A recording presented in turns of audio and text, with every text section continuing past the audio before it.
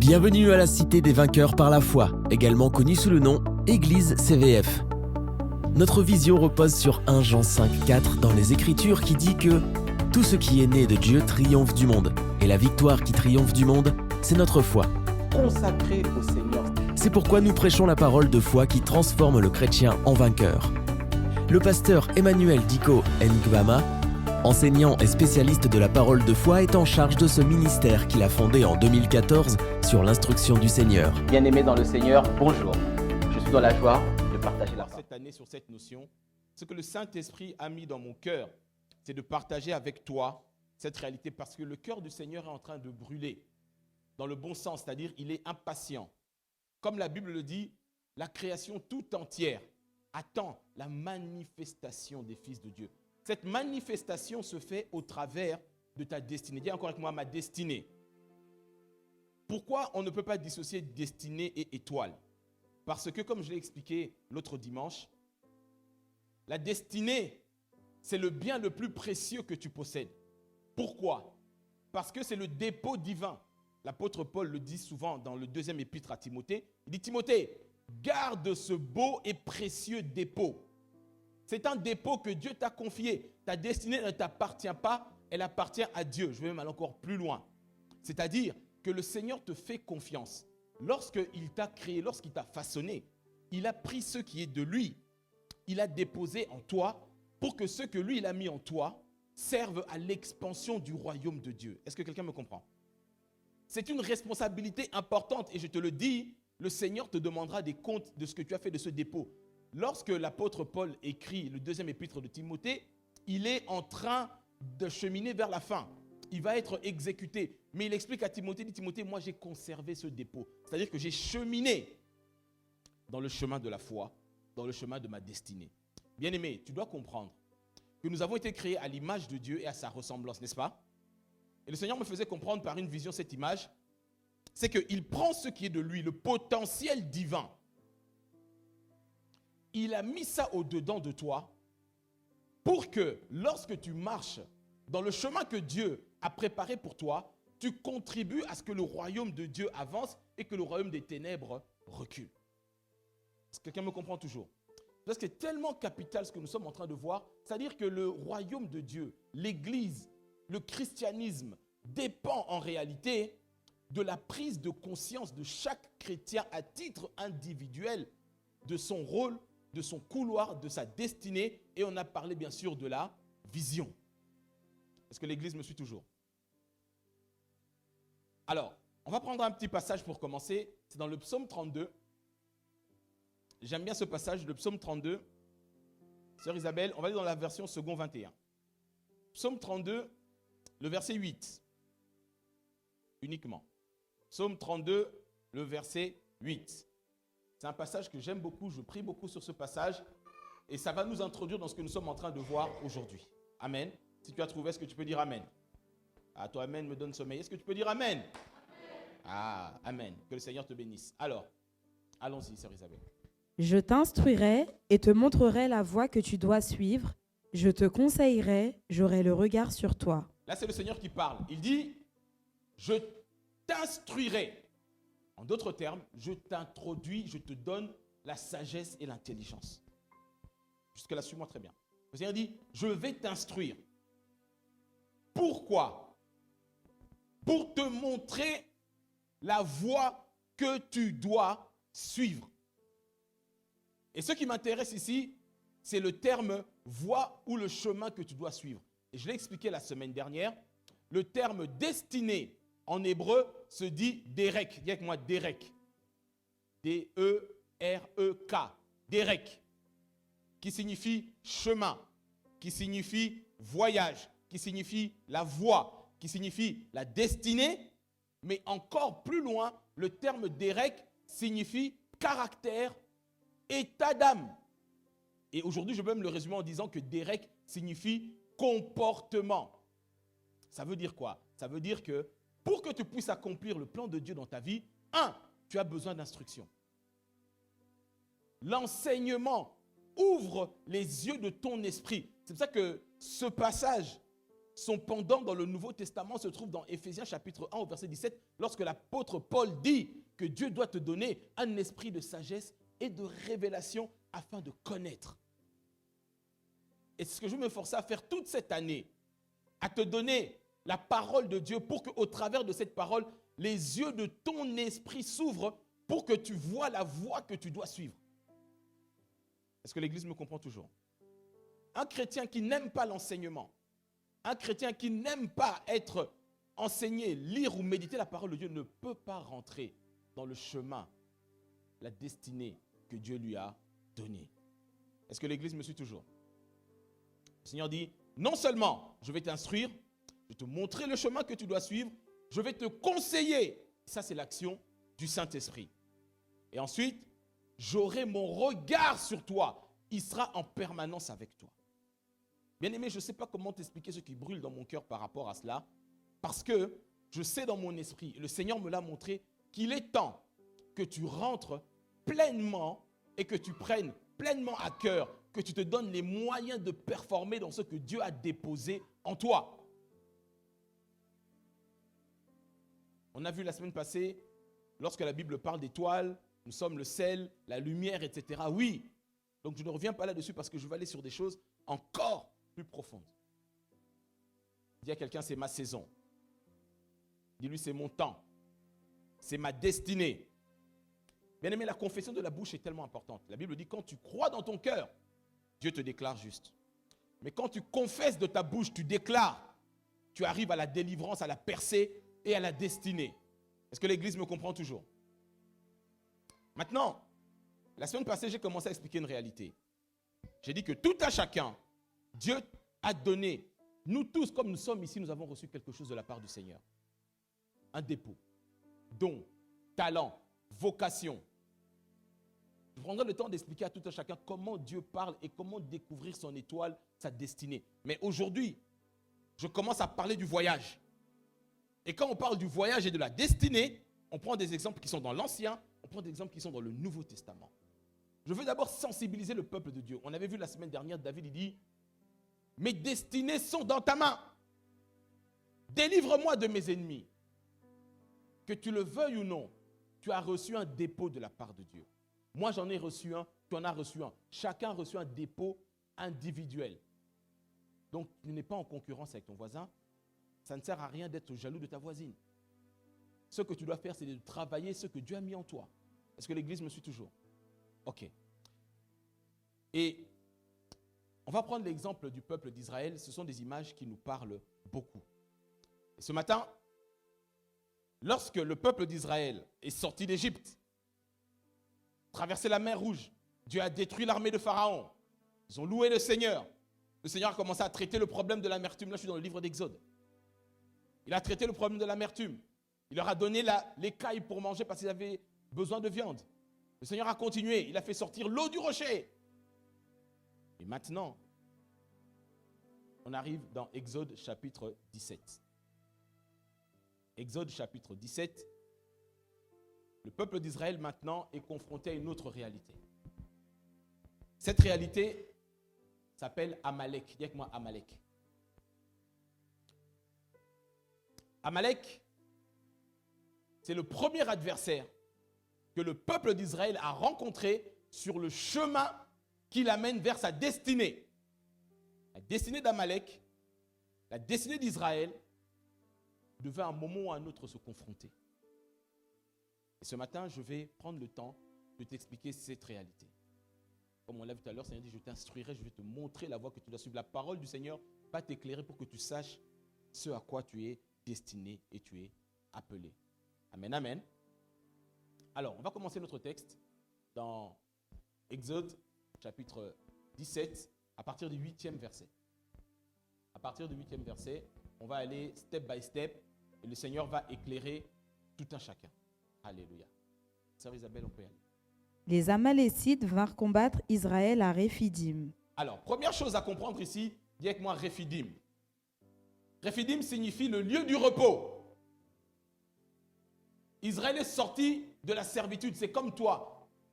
Tu es sorti de la servitude, c'est-à-dire que tu es sorti du monde. Le Seigneur a fait des choses extraordinaires. Tu ne travaillais pas, tu as commencé à travailler. Tu étais malade, tu as expérimenté la guérison. Tu as vu la main de Dieu dans certains domaines et tu te dis, on ne se marie pas dans ma famille, je suis marié, j'arrive dans un certain repos. C'est là que Amalek va commencer à te combattre. Alors il faut bien comprendre qui est Amalek. Alléluia. Je parle toujours de la notion de la destinée. Israël est sur le cheminement de sa destinée. La semaine passée, j'ai expliqué la prophétie, la vision que Balaam a eue, le prophète. Il dit, Amalek est la première des nations et un jour, elle sera détruite. Pourquoi il dit que Amalek est la première des nations? Déjà, il faut comprendre qui est Amalek. Amalek est un peuple qui est issu, comme Israël, de la descendance d'Abraham. Est-ce qu'on me comprend? Abraham a donné Isaac. Isaac a donné Jacob. Israël est sorti de Jacob. Amalek est sorti du frère jumeau de Jacob qui s'appelle comment? Ésaü. Amen, amen.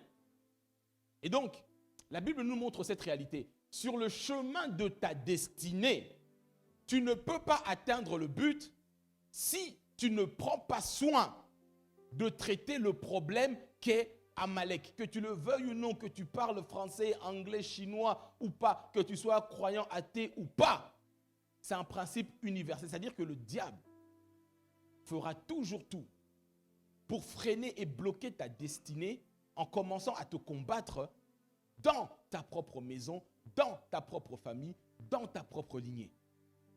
Est-ce que l'Église me suit? Il y a deux types d'ennemis de la destinée du chrétien. Dans l'Ancien Testament, il s'appelle Amalek. Dans le Nouveau Testament, il s'appelle Hérode. On aura le temps d'étudier Amalek, on aura le temps d'étudier Hérode. Ce matin, je parle de Amalek. C'est le peuple qui a le même sang, qui a la même origine qu'Israël. Pourquoi? Parce que le diable sait et il voit. Toi comme tu es là, moi je suis là. Lorsque nous sommes venus au monde, le Seigneur a déposé dans notre vie une étoile.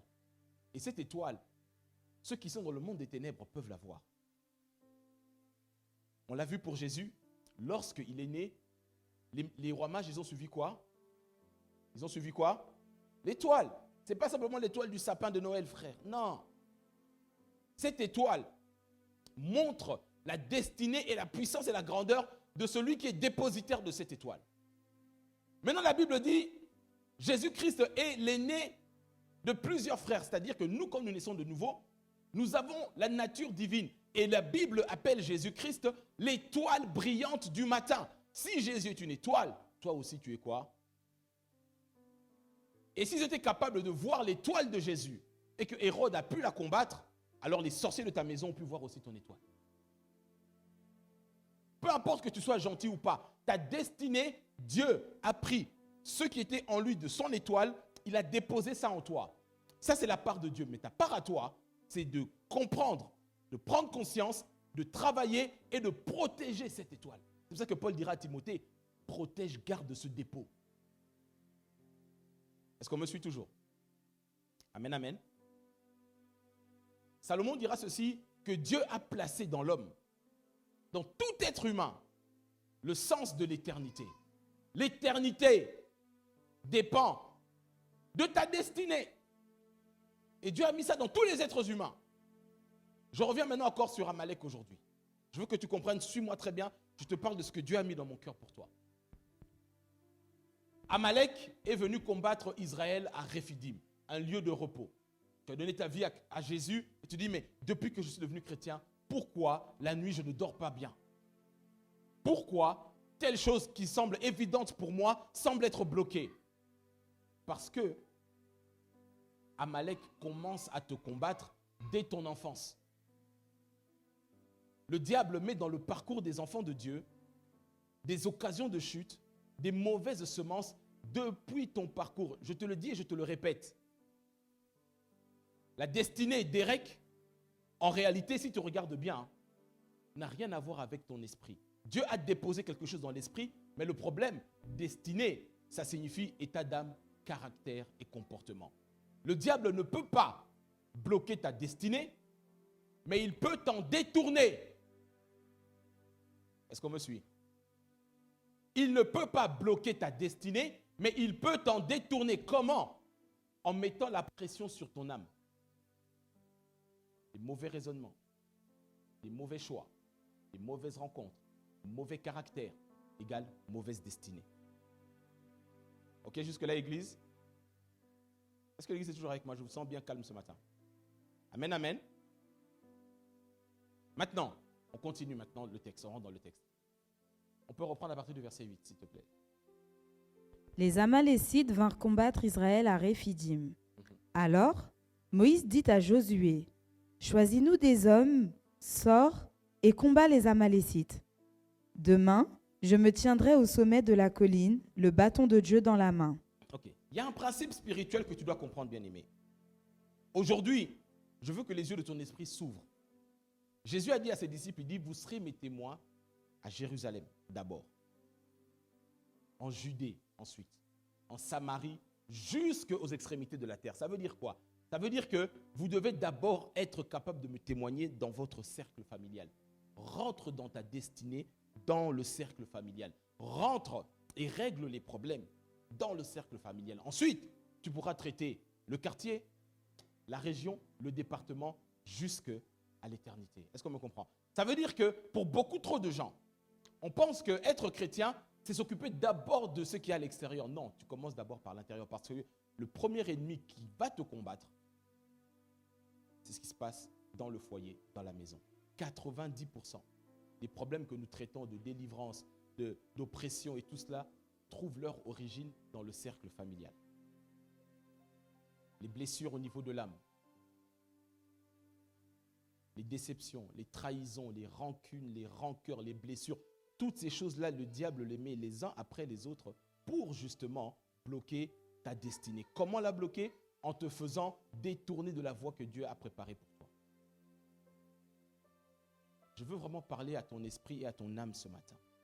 Regarde au-dedans de toi. Tu possèdes un potentiel extraordinaire. Dieu a déposé des grandes choses dedans de toi. Mais ne laisse pas Amalek te détourner. Quand tu étudies ce texte, tu verras dans le contexte ce qui se passe ici, c'est que Amalek a commencé à attaquer Israël par derrière. C'est-à-dire ceux qui traînaient derrière. Ceux qui ne voulaient pas marcher au même rythme que les autres. Et c'est souvent ce qui se passe. C'est que quand nous sommes dans la vie de l'Église, nous sommes en train d'avancer dans un rythme. Quand tu commences à ralentir, où l'ennemi fait tout pour que tu ne sois plus dans la vie de prière comme avant, il te distrait, il rentre dans les déceptions, dans toutes ces interrogations. Lorsque tu commences à baisser la garde au niveau spirituel, il a commencé maintenant à matraquer ton âme. Et c'est comme ça que Amalek commence à agir. Les mauvais souvenirs, les blessures d'enfance, les mauvaises paroles, les injustices et toutes ces choses-là que tu as vécues commencent à remonter. Et à partir de là, tu n'arrives plus à recevoir ce que Dieu a préparé pour toi. Laisse-moi t'expliquer ceci, vraiment. Le diable ne peut pas te dominer de l'extérieur s'il n'arrive pas à avoir une porte d'entrée à l'intérieur. Je répète, il ne peut pas te dominer à l'extérieur si quelqu'un ne lui ouvre pas la porte à l'intérieur. Amen, amen. Ok. Et ici donc, Moïse dit à Josué, va combattre Amalek. Laisse-moi te dire, Amalek ne se cajole pas. Il doit se combattre. Tu dois combattre, traiter ces choses-là. Si ça s'appelle oppression, si ça s'appelle rancœur, si ça s'appelle blessure intérieure, si ça s'appelle toutes ces choses-là, tu dois les traiter pour rentrer dans ta destinée. On n'est qu'au début de cette année. C'est pour ça qu'on prend le temps de regarder les racines qu'on ne voit pas. Amen, Église. Josué est parti combattre. Donc, on continue. Demain, je me tiendrai. Je peux continuer ça. Demain, je me tiendrai au sommet de la colline, le bâton de Dieu dans la main. Josué se conforma à ce que lui avait dit Moïse pour combattre les Amalécites. Quant à Moïse, Aaron et Hur, ils montèrent au sommet de la colline. Lorsque Moïse levait la main, Israël était le plus fort. Et lorsqu'il baissait la main, Amalek était le plus fort. Comme les mains de Moïse devenaient lourdes de fatigue, ils prirent une pierre qu'ils placèrent sous lui et il s'assit dessus. Aaron et Hur soutenaient ses mains, l'un d'un côté, l'autre de l'autre. Ainsi, elles restèrent fermes jusqu'au coucher du soleil, et Josué fut victorieux d'Amalek et de son peuple au tranchant de l'épée. L'Éternel dit à Moïse, « Écris cela dans le livre pour qu'on s'en souvienne, et déclare à Josué que j'effacerai le souvenir d'Amalek de dessous le ciel. » Moïse construisit un autel et l'appela « L'Éternel mon étendard ». Il dit, « Parce que les Amalécites se sont attaqués au trône de l'Éternel, il y aura guerre de l'Éternel contre eux de génération en génération. » Amen. Est-ce que tu peux acclamer la parole de Dieu? Ce texte est tellement riche, il va nous conduire pendant de longs moments. Mais ce que j'ai à cœur aujourd'hui, c'est d'introduire cette notion d'Amalek et certains principes. Ici, quand tu lis le dernier verset, la Bible dit « Parce que les Amalécites se sont attaqués au trône de l'Éternel, il y aura guerre de l'Éternel contre eux de génération en génération. » Ça veut dire quoi? 1. Amalek s'est attaqué au trône de l'Éternel. Le trône de l'Éternel, c'est quoi? Le trône de l'Éternel, c'est le potentiel divin que Dieu a mis en toi. Est-ce que tu me suis? Tu te rends compte de cette responsabilité que Dieu te donne?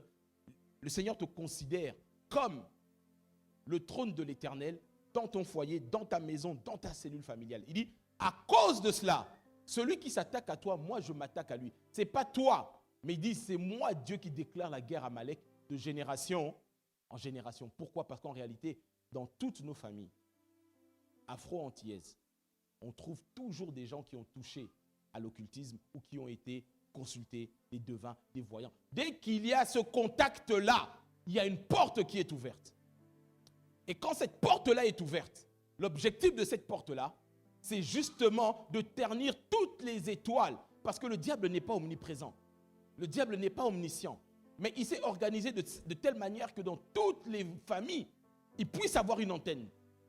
Et ces antennes-là sont de véritables Amalek qui ont pour but de livrer à l'ennemi tous ceux qui possèdent un potentiel. Est-ce que l'Église me comprend? Ce sont des phénomènes qu'on retrouve souvent chez nous en Afrique ou même ici. Souvent chez nous au Congo, ce qui se passe, quand tu regardes dans une famille, il y a une personne qui a percé. C'est-à-dire qui a percé, qui a des moyens, socialement il est élevé, il occupe des hautes fonctions. Mais autour de lui, personne d'autre ne perce. La plupart du temps, 90% du temps, c'est que la personne là qui a une haute position et une haute fonction a été mise là pour justement utiliser le potentiel spirituel de tous ceux qui sont autour de lui. Est-ce que quelqu'un me comprend? Ce sont des réalités auxquelles nous faisons face en tant qu'Afro-Antillais. C'est une réalité. D'autres personnes, je ne peux pas trop rentrer dans ces exemples-là aujourd'hui parce que je veux rester sur ce que le Seigneur m'a mis à cœur. Les témoignages, des exemples, j'en ai beaucoup que je peux te donner. Le cœur du Seigneur souffre de notre ignorance de ces réalités-là. Parce que le monde des ténèbres connaît bien ces choses-là. Aujourd'hui, je veux rester dans le but de mon message, ce que je veux que tu comprennes. C'est que si les yeux de ton esprit ne s'ouvrent pas, certaines réalités auxquelles tu fais face, quand tu regardes ta vie, tu t'analyses, tu dis, mais je ne vis pas vraiment au niveau auquel je devrais vivre en corrélation de mon potentiel. Quand j'étais enfant, j'avais tel rêve. À l'école, on me disait j'étais doué pour telle chose. Je peux arriver pour telle chose. Quand je me regarde aujourd'hui, ça ne correspond pas. Ça veut dire que ton étoile ne s'est pas encore exprimée. Ton étoile doit briller. Et je déclare ce matin, tous ceux qui entendent ma voix, que ton étoile reprenne son éclat dans le nom puissant de Jésus-Christ.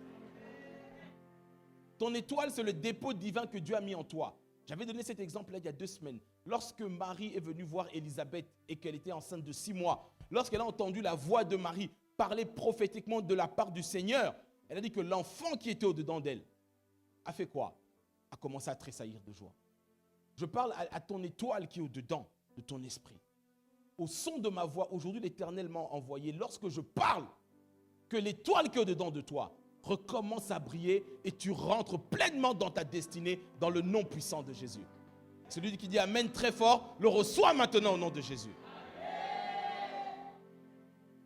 Bien-aimé, je veux que tu comprennes cette réalité. Ne néglige pas Amalek. ne néglige pas d'où tu viens. Tu dois regarder, tes yeux doivent s'ouvrir.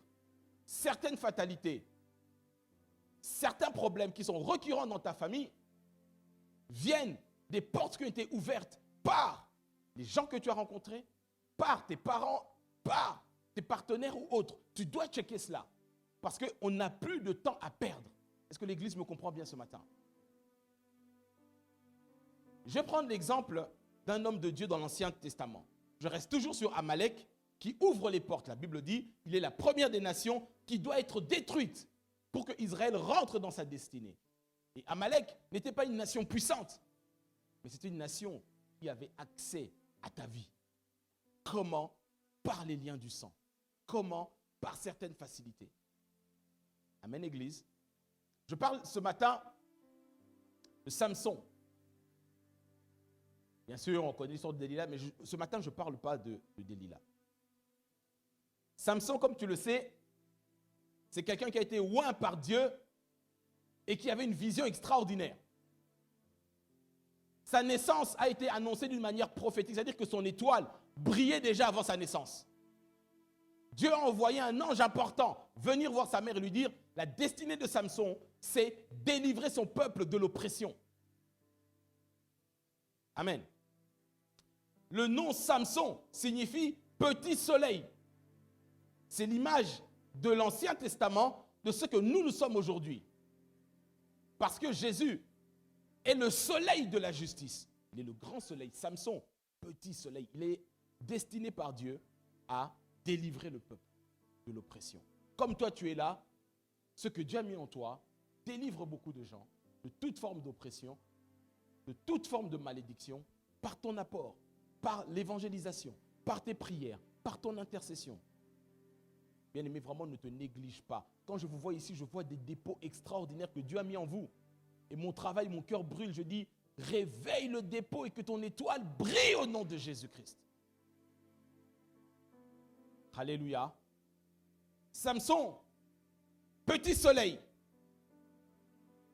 En plus, il a une alliance avec Dieu au travers des 7 tresses qui symbolisent les 7 dimensions de l'onction. Les 7 églises. En plus, il était nazir, c'est-à-dire quelqu'un de sanctifié, mis à part pour Dieu. Destinée, alliance, sanctification, c'est l'image de l'Église. C'est l'image de tout un chacun que nous sommes là. Est-ce qu'on me comprend bien? Maintenant, on arrive dans le livre de Juges, au chapitre 15. On reste sur second 21. Cette histoire est importante et c'est sur ça qu'on va un petit peu rester ce matin. Dans Juges, chapitre 15, à partir du verset 9, Samson est en train de malmener les Philistins. Les Philistins dominent sur Israël. Mais à un moment donné, les Philistins, ici dans cette histoire, ils se disent non, on n'arrive pas à mettre la main sur Samson. Qu'est-ce qu'on va faire? On va mettre la pression sur ses frères pour que ses frères nous livrent Samson. C'est exactement l'image de l'enfant de Dieu. Quand tu marches dans ta vie de prière, tu crées des dégâts dans le camp de l'ennemi. Quand tu es né de nouveau dans ton foyer, tu bloques l'action des ténèbres dans ta famille. Qu'est-ce que le diable va faire? Il va susciter l'onction d'Amalek. Est-ce qu'on me comprend? Et c'est exactement ce qui nous amène dans le texte ici, dans le livre de Juges. On peut lire ça dans la version second 21, sœur Isabelle. Alors, les Philistins se mirent en marche, campèrent en Juda et se déployèrent jusqu'à Léchi. Les hommes de Juda dirent : « Pourquoi êtes-vous montés contre nous ?» Ils répondirent : « Nous sommes montés pour capturer Samson, afin de le traiter comme il nous a traités. » Sur quoi, 3000 Judéens descendirent à la grotte du rocher d'Étam et dirent à Samson : « Ne sais-tu pas que les Philistins exercent leur domination sur nous ?» Stop. Merci, sœur Isabelle. Écoute bien. Ce texte est vraiment important. Samson est en train de fonctionner dans le plan que Dieu lui avait donné. Il est en train de créer des dégâts dans le camp de l'ennemi. L'ennemi vient et il passe par Juda. Samson est de la tribu de Benjamin. Mais Juda représente ses frères parce qu'ils sont tous sortis de Jacob. Jusque-là, ça va? Ok, suis-moi bien. L'ennemi ne peut pas t'atteindre de face si on n'ouvre pas la porte par derrière.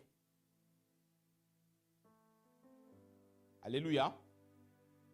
Ils sont venus voir Judas. Ils ont dit, votre frère là nous crée des problèmes. C'est exactement ce qui se passe dans le monde des ténèbres. Quand le feu de la prière est dans ta maison, dans ta chambre, l'ennemi va chercher des problèmes. Il va passer par quelqu'un pour pouvoir justement avoir accès à cela. C'est une réalité spirituelle que je veux que tu comprennes très bien. Et pourquoi ici la Bible parle de Judas? Je vous ai dit que Samson, c'est l'image de Jésus. Jésus a été trahi par qui? Il a été trahi par qui? Par Judas. Le premier combat est un combat interne, est un combat de sang. Écoute, Jésus ne pouvait pas être livré par Judas tant que lui et Judas n'avaient pas le même sang. Il prêchait dans le temple, il prêchait dans les synagogues, tout le monde était autour de lui. Pourquoi on ne pouvait pas l'arrêter? Parce que cette loi spirituelle n'était pas active. Est-ce qu'on me comprend? Qu'est-ce qui a empêché Caïphe, les Romains, les religieux de venir s'emparer de Jésus dans la rue, sur les montagnes? Ils prêchaient publiquement à cause de ce principe spirituel.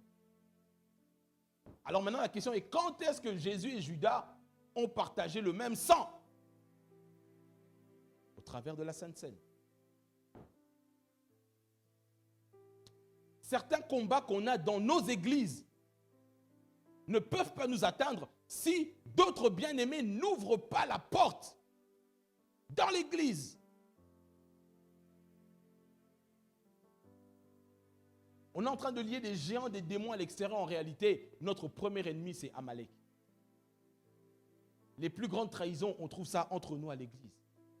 Les plus grandes déceptions, c'est entre nous. Les combats, c'est d'abord entre nous. À cause de ce principe, dès qu'on a le même sang, celui qui a le même sang que toi, c'est le premier élément que Satan utilise pour te livrer.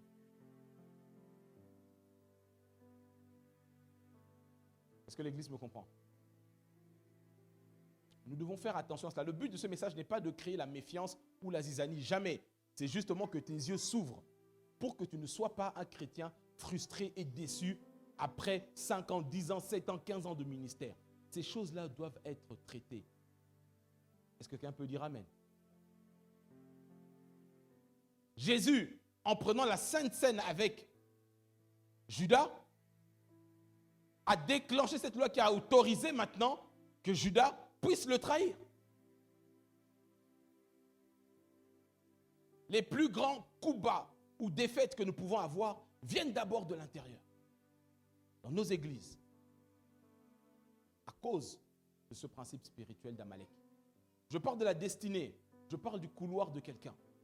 Mais tu ne peux pas aller loin si tu ne traites pas ces choses-là d'abord. Ici, ils sont venus voir Samson, ils ont dit, oh, on vient à 3000. À 3000 pour bloquer Samson. 3000 de ses frères, ils savent que Samson ne peut pas tuer ses frères. Alors, ils ont mis la pression à l'extérieur pour pouvoir justement bloquer ta destinée. Maintenant, je ne dis pas que tout le monde autour de toi est sorcier, envoûteur. Non, non, non. Je dis simplement que autour de nous, dans le parcours que nous avons en tant qu'enfants de Dieu, le diable s'est arrangé pour nous mettre ou nous exposer à des réalités spirituelles qui ont pour but, plus tard, de nous détourner de notre destinée. C'est exactement ce que Jésus explique lorsqu'il parle de la parabole du blé et de l'ivraie. Il dit que le royaume de Dieu ressemble à quelqu'un qui vient planter la semence du blé pour que ça produise, n'est-ce pas? Mais la nuit, pendant que les gens dorment, le diable vient planter autre chose. Et le but de cela, c'est d'étouffer ce qui est au-dedans de toi. Quand tu vas grandir, tu dis, mais j'étouffe dans ce travail, j'étouffe dans ce mariage, j'étouffe dans ces choses-là. En réalité, c'est livré. Et ça, c'est le travail d'Amalek. Est-ce que l'Église me suit toujours? Maintenant, le peuple ici de Juda vient voir Samson. La Bible nous dit que Samson habite dans un rocher. Les Philistins ne savaient pas où trouver Samson. Ils ne pouvaient pas le trouver si ses frères ne lui indiquaient pas. Comme Judas avait trahi Jésus, il dit, le soir, il a l'habitude de prier à tel endroit. C'est là que tu pourras le trouver. Si la personne ne te connaît pas, tes ennemis ne peuvent pas te connaître.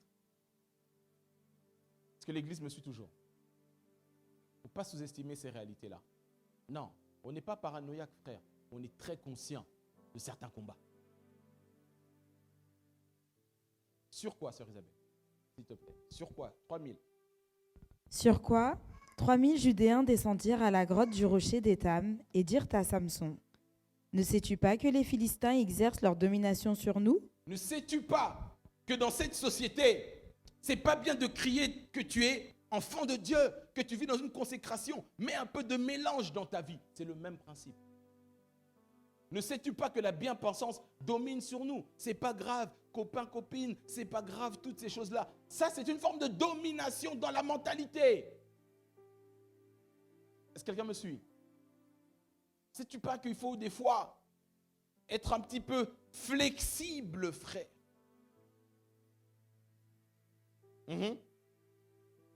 Non, non. Alors ici, j'aime bien, ici quand on parle du rocher d'Étam, ce n'est pas le magasin. Je dis ça au cas où. Étam ici, c'est une image prophétique. La Bible nous montre ici que quand on parle de Étam, c'est un rocher. Et ce rocher représente le Christ. Ça veut dire quoi? Samson, l'image du chrétien, demeure dans le creux du rocher. Vous vous souvenez quand j'avais commencé l'enseignement sur les aigles, je vous expliquais que les aigles vivent tout en haut du rocher ou dans le creux du rocher. N'est-ce pas? Samson, ici, représente l'image du chrétien consacré qui vit dans le rocher. Tant qu'il est en Christ, ses ennemis ne peuvent pas le trouver. Et tant que tu es en Jésus-Christ, dans une consécration, dans une vie de prière, dans une vie de sanctification, ils ne peuvent pas te trouver. Mais maintenant, ses propres frères viennent le voir. Et ils disent, ne sais-tu pas qu'ils dominent sur nous? Et Samson dit, je les ai traités comme ils m'ont traité. Verset suivant. Ils lui dirent, « Nous sommes descendus pour te capturer, afin de te livrer entre les mains des Philistins. » Samson leur dit, « Jurez-moi que vous ne me tuerez pas. » Ils lui répondirent, « Non, nous voulons seulement t'arracher et te livrer entre leurs mains, mais nous ne te ferons pas mourir. » Ici, c'est paradoxal, parce que tout le monde sait très bien que si les Philistins attrapent Samson, ils vont faire quoi? Amen. Ça veut dire quoi? Ça veut dire que même si Samson avait beaucoup d'amour pour ses frères, il savait que leur but n'était pas de sauver la vie de Samson, mais c'était de le tuer, même s'il déguisait ça comme ça. Est-ce que quelqu'un me comprend? Nous devons avoir les yeux de notre esprit ouverts face à ces réalités. Ils ont dit non, nous voulons simplement t'attacher. Et Samson s'est laissé attacher. Dans notre famille, ça se passe comme ça. Tu veux être bien avec nous, fais ça comme ça. Mais si ça ne rentre pas dans le cadre de la parole de Dieu, tu es chrétien, tu es dans le rocher qui est Christ, tu peux avoir les mains attachées comme Samson. Face à certaines valeurs, certains compromis, certaines oppressions spirituelles. Est-ce que l'Église me suit toujours? Ils lui répondirent, sœur Isabelle. Ils lui répondirent, « Non, nous voulons seulement t'attacher et te livrer entre leurs mains, mais nous ne te ferons pas mourir. » Ils l'attachèrent avec 2 cordes neuves et le firent sortir de la grotte. Lorsqu'il arriva à l'échis, les Philistins poussèrent des cris en le voyant. Alors, l'Esprit de l'Éternel vint sur lui. Les cordes qu'il avait au bras devinrent pareilles à du lin brûlé par le feu, et ses liens tombèrent de ses mains. Il trouva une mâchoire d'âne fraîche, tendit la main pour la prendre, et tua 1000 hommes avec elle. Amen. Est-ce que tu peux acclamer la parole de Dieu? Je vais te faire découvrir quelque chose.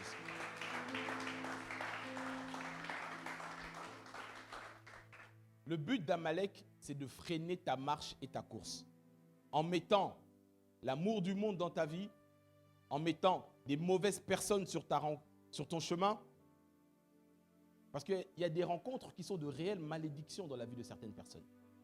Je te dis, plusieurs fois j'entends ça dans des entretiens, il te dit, pasteur, si je n'avais pas rencontré telle personne, ma vie ne serait pas ce qu'elle est aujourd'hui. Beaucoup. Et des fois même des couples mariés. Parce qu'on dit, ah, si j'avais... Bref, n'est-ce pas? Ici, les Philistins sont passés par les enfants d'Israël, les frères de Samson, pour le lier. Mais ce que j'aime dans ce texte, c'est que une fois que Samson se laisse lier, conduire, prisonnier, les Philistins l'attendent sur une montagne qui s'appelle Léchi ou Léhi. Et le terme Léhi ou Léchi signifie en hébreu la mâchoire. Et quand ils voient Samson arriver, la Bible dit qu'ils ont commencé à pousser des cris de joie. Lorsqu'ils ont commencé à pousser des cris de joie, c'est à ce moment-là que l'Esprit de Dieu s'est manifesté. Pourquoi l'Esprit de Dieu s'est manifesté? Parce que Samson avait une alliance avec Dieu. Je veux dire à quelqu'un aujourd'hui, l'Éternel m'a envoyé pour te dire qu'à partir de maintenant, cette année, plus jamais, les Philistins de ta vie n'auront d'occasion de pousser des cris de joie. Parce que l'Éternel lui-même va se lever pour te défendre. Si tu crois cela, donne-moi un bon amen.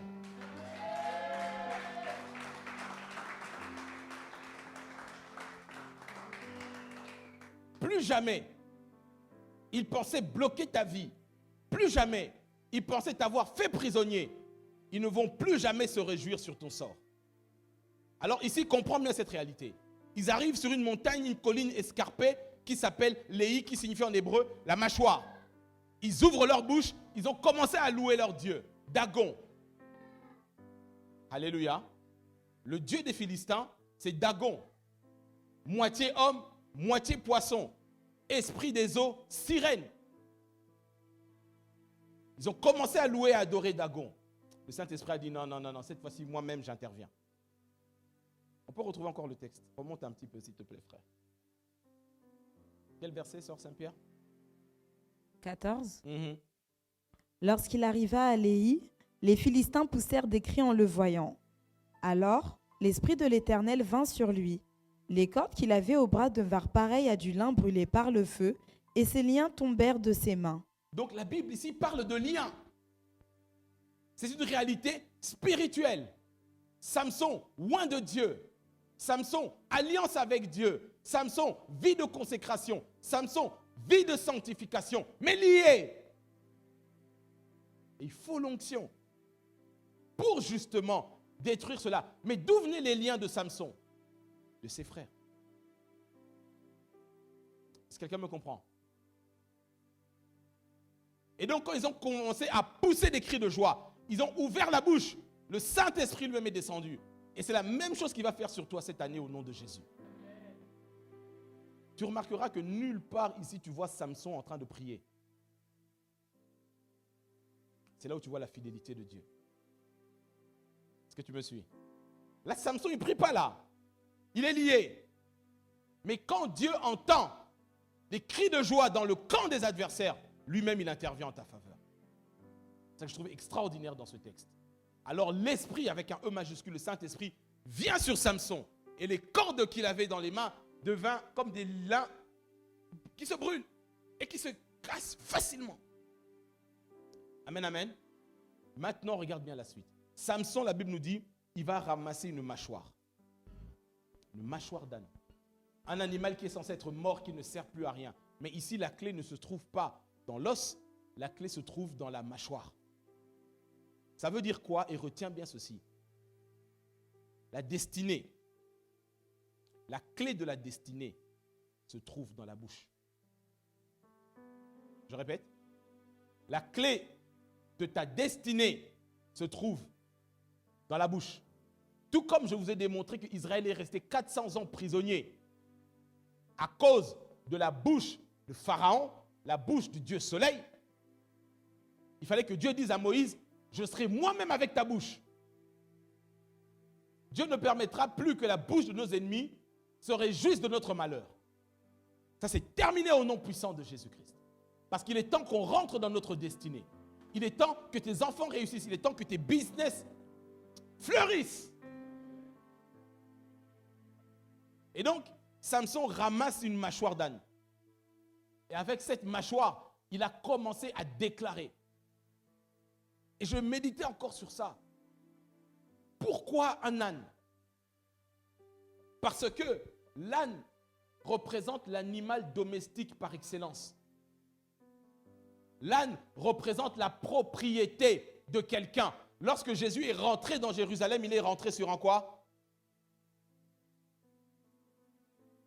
L'âne ici représente le chrétien qui appartient à Jésus. Pas le chrétien qui se déclare sauvé par Jésus. Est-ce que quelqu'un me comprend bien? L'âne représente l'animal domestique par excellence, représente le moyen de locomotion par excellence. Et on sait que dans le langage spirituel, dans le langage des rêves, voiture, moto, etc., ça représente la personne, n'est-ce pas? Et ici, la Bible nous dit qu'il prend la mâchoire de quelqu'un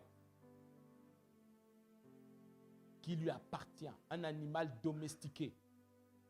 Ça veut dire quoi? Ça veut dire que lorsque tu appartiens réellement à Christ, ta bouche n'est plus ta bouche devient la bouche de Dieu. Et pour que tu comprennes, et je synthétise ce que je dis, très simplement, si ta bouche reste fermée, ta destinée reste fermée. Est-ce que l'Église me comprend? Il y a une différence entre les chrétiens qui se déclarent sauvés par Jésus-Christ et les chrétiens, entre guillemets, domestiqués par Jésus-Christ. La puissance ne se trouve pas dans le fait de se déclarer sauvé, mais la vraie puissance se trouve dans le fait d'être domestiqué.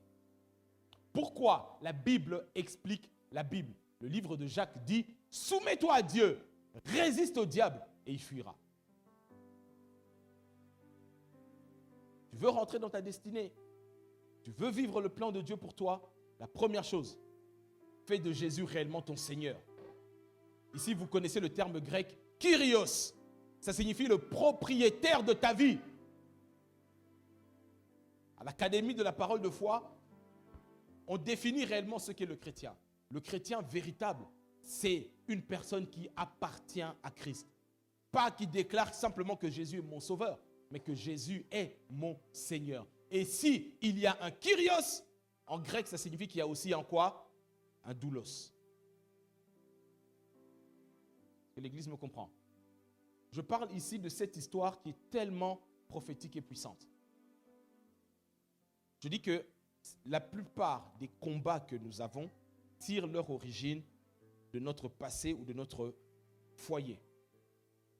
Certaines portes, même si toi tu n'as rien fait, mais si ton grand-père avait l'habitude d'aller consulter les voyants, il a tracté une alliance avec le monde des ténèbres, et comme tu as le même sang que ton grand-père, ces mêmes esprits-là ont le droit spirituellement de venir réclamer des choses dans ta vie. Est-ce que quelqu'un comprend mieux ça?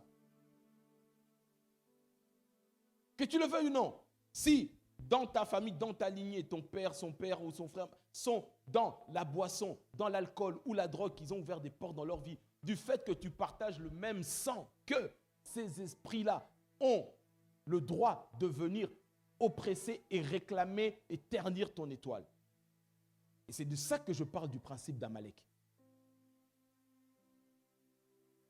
C'est pour ça que ces esprits-là, à cause du lien de sang que Samson avait avec Judas, leur ont mis la pression, ils sont allés le chercher dans son lieu de sanctification pour mettre la main sur lui. Mais Dieu ne t'abandonnera pas parce que Samson avait une alliance avec Dieu. Comme toi, tu as une alliance avec Dieu.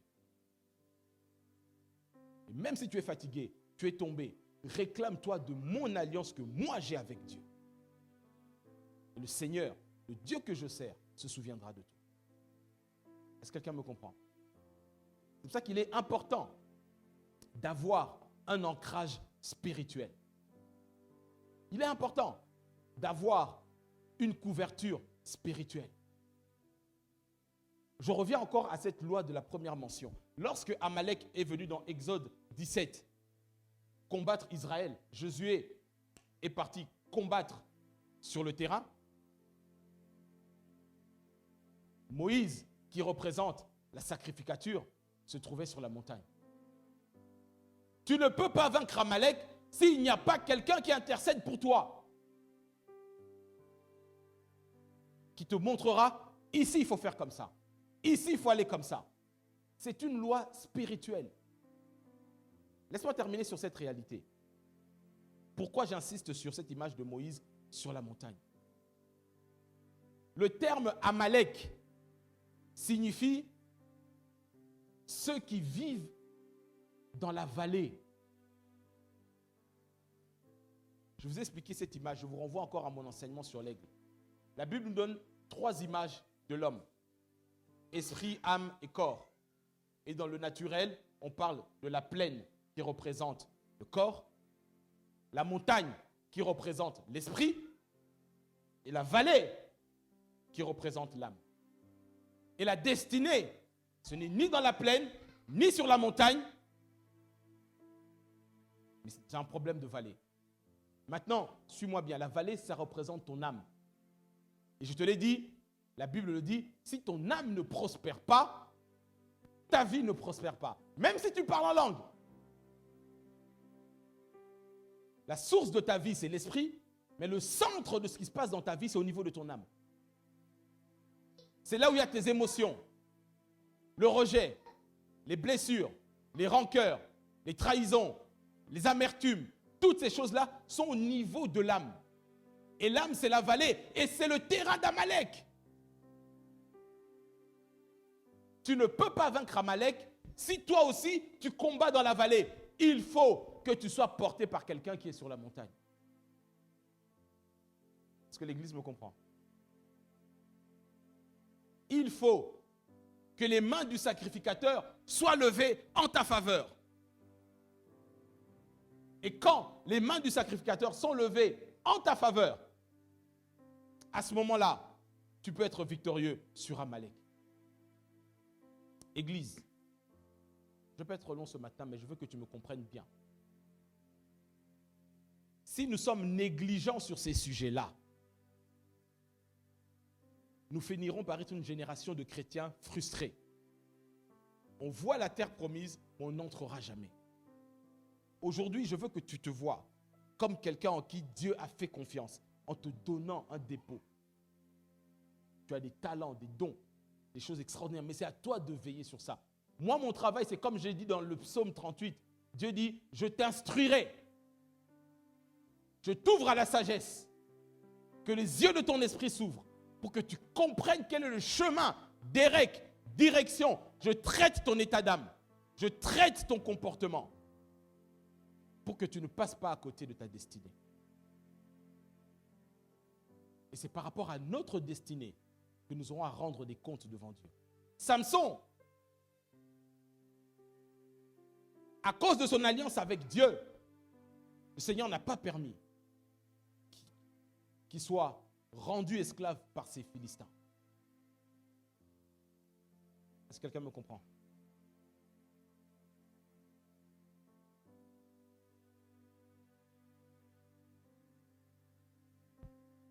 Je vois de grandes choses que le Seigneur a mis au-devant de toi.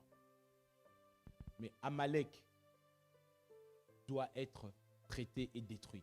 Nous le faisons régulièrement dans nos temps de prière les vendredis Nikao. Et nous continuons parce que Dieu dit, c'est une histoire de génération en génération. Il y a des saisons de combat, il y a des saisons de répit.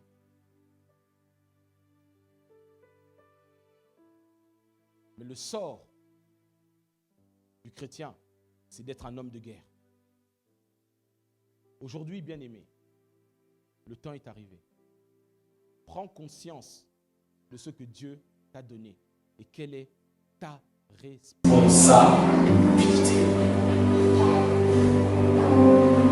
Que les yeux de ton esprit s'ouvrent. C'est ce que je viens de te dire ce matin. Si ta bouche reste fermée, ta destinée est fermée. Et qu'est-ce que ta bouche doit déclarer? Elle doit déclarer ce que Dieu dit que tu es et non pas ce que tu ressens. Tu Tu ne peux pas vaincre Amalek si toi aussi tu es avec lui dans la vallée. Ce sont les aigles au-dessus de la montagne qui peuvent vaincre Amalek. Alléluia. Alléluia. Sortons de la dictature des émotions, des ressentis. On m'a dit, on m'a fait, on m'a pas regardé, on m'a pas fait. Ça, c'est là où Amalek joue à domicile pour prendre un terme sportif. Nous, notre domicile, c'est au sommet de la montagne. On ne néglige pas les émotions. Dieu les a mis en nous pour qu'on puisse interchanger avec les autres. Mais jamais au grand jamais. Dieu nous a donné les émotions pour que les émotions nous dirigent. Non, parce que le siège des émotions, c'est là. Alléluia. Alléluia. Je sais que le Seigneur est en train de te parler au son de ma voix ce matin. Et ma prière est que, comme Samson, l'Esprit du Seigneur vienne sur toi au moment où tu entends ma voix aujourd'hui. Et le temps de prière qu'on va avoir ce matin puisse faire tomber tous les Philistins qui sont sur ta route. Je dis là au nom de Jésus. Seigneur, je suis quelque chose ce matin.